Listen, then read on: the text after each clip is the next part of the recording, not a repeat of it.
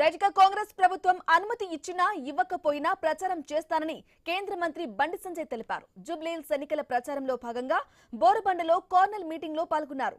కాంగ్రెస్ వాళ్లు పాకిస్తాన్ ను పొగడటం మొదలు పెట్టారని, ఇక ముస్లింల టోపీ పెట్టుకుని ఓటు అడగాల్సి వస్తే తల నరుక్కుంటారని ఆవేశంగా ప్రసంగించారు బండి సంజయ్. రాష్ట్రంలో కేసీఆర్ గదిని బద్దలు కొట్టింది బీజేపీని అన్నారు.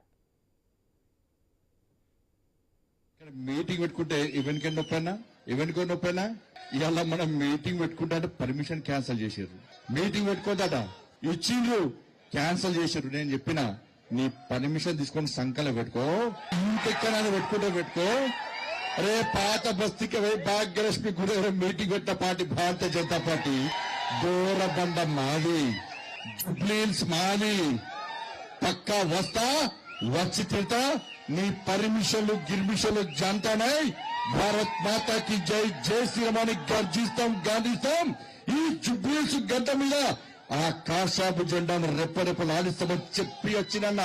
కాంగ్రెస్ వాళ్ళకు భయం ఏంటంటే వాళ్ళకి తురుకోలకు జోకులు మొదలు పెట్టిరన్న, టోపీ పెట్టుకుని మొదలు పెట్టారు. పాకిస్తాన్ జోకులు మొదలు పెట్టారు. నిన్న ధర్మాన్ని కాపాడారన్న, ఇంకో మతాన్ని కించపరిచన్న. ఆ టోపీ పెట్టుకుని ఓట్లు అడిగే రోజొస్తే నా తల నరుక్కుంటా చెప్పని టోపీ పెట్టుకున్నాను.